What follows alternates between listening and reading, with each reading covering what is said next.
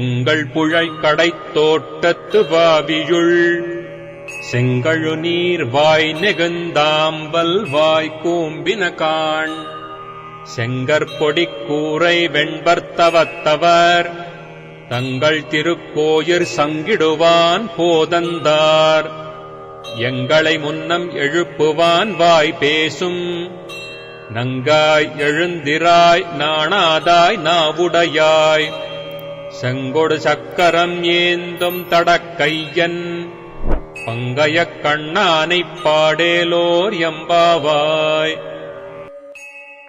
ఇప్పుడు ఈ 14వ పాసురం యొక్క భావము మరియు దాని అంతరార్థము తెలుసుకుందాం. ఈ 14వ పాసురం యొక్క భావం ఏమిటంటే, ఏమే సఖి, ఇదేమి ముందుగా మమ్మల్ని లేపుతుండునంటివి కదా, ఇంతవరకును పండుకునే ఉన్నావేమి?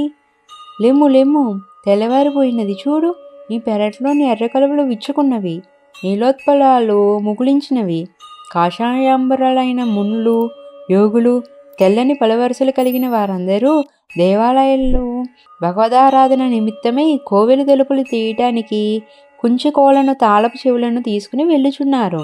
ఇవన్నీ ప్రాతకాలమగు సూచనలే కదా. నీవు చేసిన వాగ్దానమును మరచితివా? నీకేమి, నీవు పూర్ణురాలువు కదా. సరే, ఇకనైనా లేచిరమ్ము.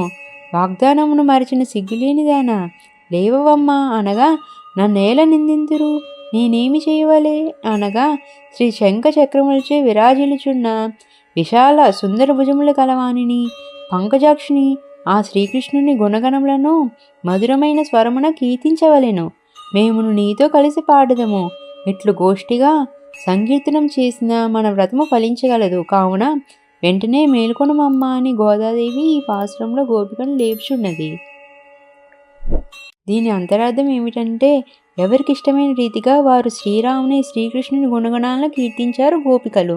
తన నేత్ర సౌందర్యానికి అబ్బురపడి శ్రీకృష్ణుడే తన వద్దకు రాగలడని తలచిన సౌందర్యవతియగు గోపికను మేల్కొలిపారు క్రిందటి పాసురంలో. ఇప్పుడు ఊరినంతటినీ ఒకే త్రాటిపై నడిపించగలిగే సమర్థత కలిగిన నాయకురాలైన ఒక గోపాంగనను ఆండాళ్ళ తల్లి లేపుతున్నది. తానే వచ్చి అందరినూ మేల్కొల్పుతానని బీరాలు పలికి ఇంకనూ నిద్రపోవచున్నది ఈ గోపిక. తన పెరట్లోని దిగుడు బావిలోని కలువలు తామరలను చూచుకుని మురిసిపోతున్నది ఈమె. ఈ మధురానందంలో మునిగి తాను చేసిన బాధను మరిచిపోయినది. ఈమె భగవదానుభవానంద సాగరంలో మునిగి ఇతర విషయాలను మరిచి ఆ ఆనందానుభూతిలోనే నిమగ్నమైనట్టి ఇట్టి గోపికను మేలుకొలుపుతుంది మన ఆండాళమ్మగారు.